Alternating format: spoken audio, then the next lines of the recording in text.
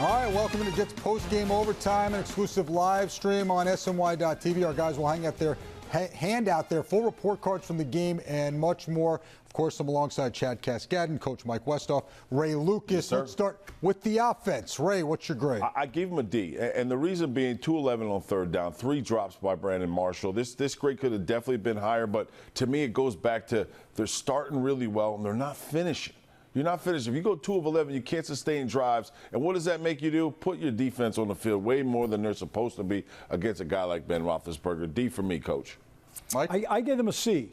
I love the way they started. I saw some versatility. I saw Bilal Powell and Forte in the backfield at the same time. That excited me. And then there were obviously some plays that broke down, some drop balls, et cetera, and that kept it. But overall, I think if I looked, especially, I know you have to finish strong, but I gave them a C. I thought there were some better things than I've seen. Chad? Look, I gave him a D, and I gave him a D because I thought, yes, it started well, but at the end, drop balls, let's get a hurry up. You're down by a lot of points, and there's not a lot of time left. You got to get going to score some points. I didn't see any adjustment there. I didn't like the call that they didn't go for fourth down with probably 12 to 18 inches. Coaching. Go!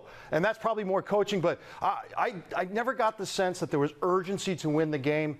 I think it's a D. All right, let's get to the defense. Chad, what's your grade? Again, I'm going to say D because you cannot continue to give up these long plays. And look, it's not like you don't know they're coming. They keep throwing these long balls, and the Jets keep giving them up, and it starts the game every week. And so they've got to fix this. They haven't fixed it yet. And then the confusion in some of the crossing routes and rubbing routes, and they're not getting enough pressure on the quarterback, not getting him off his spot. It's not like they didn't know what was going to happen. The film is there. This is a D. Mike? I give them a D also. I want to see more sub-package early in the downs, first and second down. I want to see a little bit of that. I also want to see them get a particular type of identity. I want to see Sheldon Richardson with his hand down, rushing the passer. I don't ever care if I see him drop, nor do I ever care if I see him interviewed again. Ray? Shoot me. I give Mike Westhoff Mike gets an A for that. Mike gets an A for that. That's awesome. Listen, I gave the defense also a D, just for the mere fact Pittsburgh Steelers were 3 or 4 in the red zone. You know what I mean? They're scoring points. The busted coverage in the back is really starting. And then Williams gets beat, early on in the game, and then he plays 30 yards off. They were just letting everybody catch the ball underneath because they was afraid to get beat. So not good enough by the defense. Before we move on, let's look at this. 3 Ds, okay? And this is supposed to be a unit that coming into the year, I think a lot of people could have expected the quarterback to have ups and downs. We all did. Everybody thought this was a top 5 unit. We I know Darrelle Revis didn't top play. 3. So how stunning is it that this defense is where it is right now? It's shocking to me because, again, we're talking about not putting a game together. The Jets have yet to put a whole game together. Besides the Buffalo game, where they were getting after on both sides and the offense was throwing the ball, it changes the game plan. When you are out front, you put your defense in a better situation because why? Then they could use those front 4 and pin their ears back and go after the quarterback. But when you got Le'Veon Bell, when you have Ben Roethlisberger, when you have Brown, you have all these other wide receivers out there, how do you call the game when you're not winning? So, I mean, to me, Mike, I'm in total shock because I thought the defensive backfield would be a lot better than where they're at right now. I think people are taking advantage of where they are not real strong. They're hurting the underneath coverage. That's where it got started. They also hurt the Jets with the long bomb, and they took that away. And that has negated the really good defensive line. But yet they haven't quite upheld their end of the bargain either after that first week. So there's some things that are all rolling together, and it is where it is, and it's not very productive. You know who I haven't seen flashes from? Where's Gilchrist? Where is this safety? They're paying all this money, and where is he in coverage? Buster Screen today. Did you see him flying around? I didn't see any of this. So there are moments of disappearance with some of these guys where did they go? And so I'm not sure if that's a game planning issue or if that's a performance issue, but it just seems to me if you're going to be spending this money on a Gilchrist and on all these other players, where are they and why aren't they making plays? I don't know. All right, Rontez Miles got in a lot of time on defense and special teams today. Our Janae Coakley caught up with him a few moments ago. Well, Rontez, I guess what happened in the secondary? Because, again, another big play given up. It's hard to say now. Still got to see the film. Have the final word on what happened, but It's just something we've been struggling with all season. It's like, and it's not just the secondary, it's the full team about finishing in the fourth quarter. 3 quarters through, we're playing, we're in the game, and then something happens in the fourth. So coach kind of emphasized on us finishing in the fourth, but just it's a whole team thing. We got to finish in the fourth quarter. What happened on that James touchdown?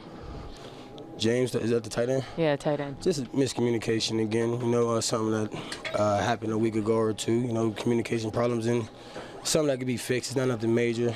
Is that frustrating for you guys? Because it seems like we always are talking about miscommunication.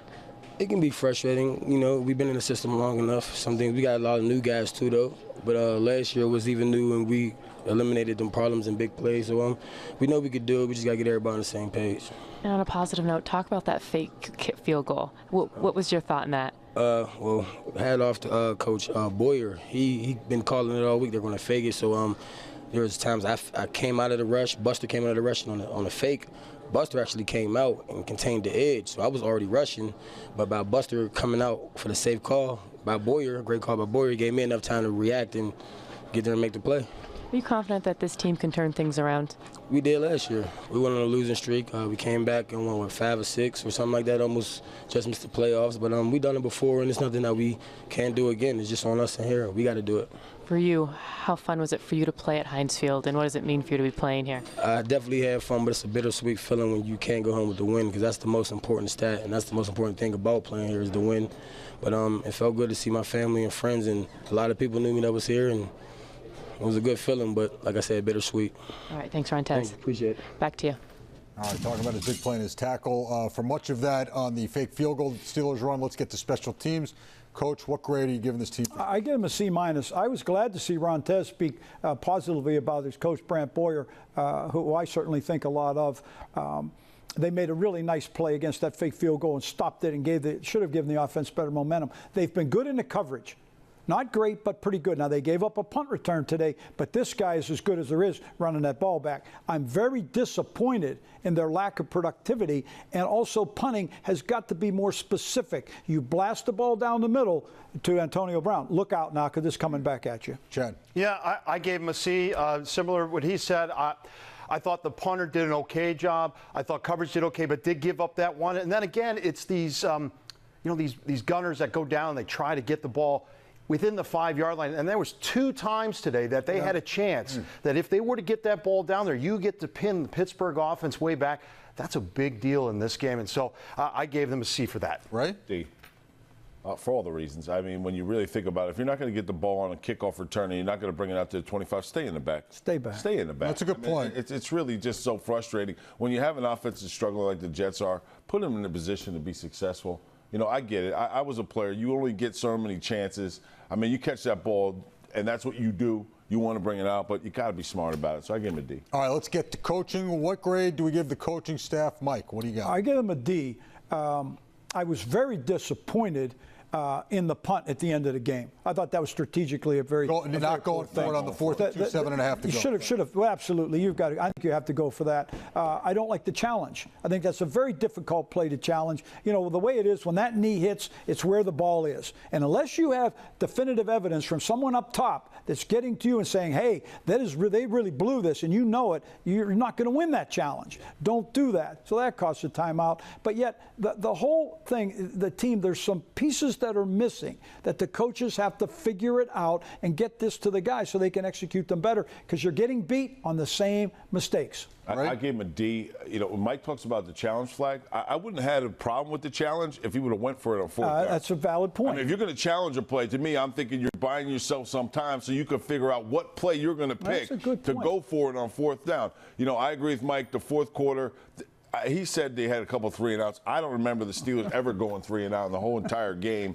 for me. So 2 big decisions that I disagree with. And then, you know, he said with the timeout after the incomplete pass to Le'Veon Bell over the middle. And then I was like, why is he calling timeout? It's an incomplete pass. Well, there's 12 men in the huddle.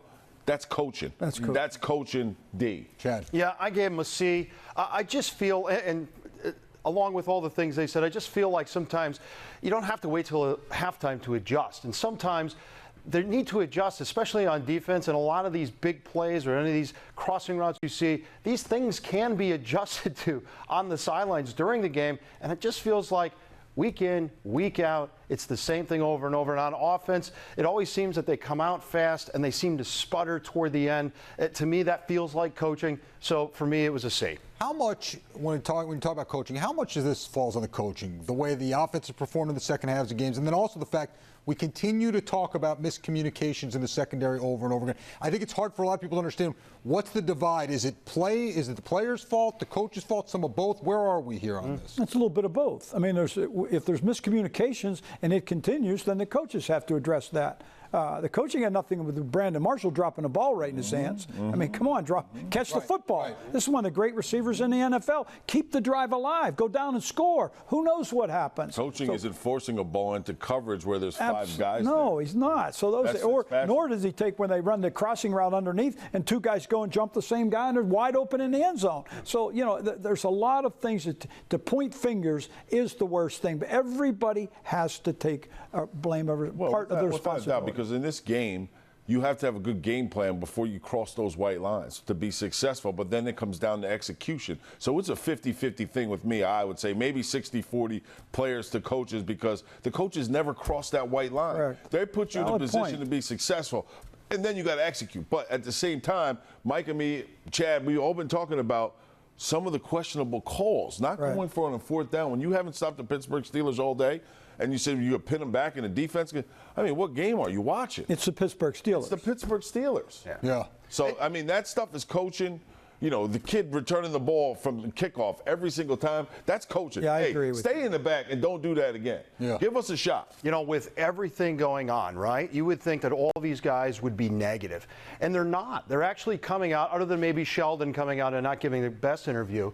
These guys are coming out, and they feel positive about their team. They're saying all the right things. They're very positive, and they're very uplifting. And so, if not for anything, the players inside feel like they've got a good team and they're willing to go back in there and work out and get this thing straightened out. So, as a fan, it's frustrating to watch this because you like, come on, you look like you're so close to doing something really good and you don't, and you want to yell and you want them to react, but they're not. And that's a good thing. So I think the Jet fans can sort of put their hat on that. Here's my thing, too, though. When we talk about the Jets as a whole and what we predict them to all be, for me, I'm just having a tough time because I was the guy that bought into Fitzpatrick. But then I go back and I look at what he did in Buffalo, where he played that one great year, got a $49 million deal, and then the next 2 years, not so much.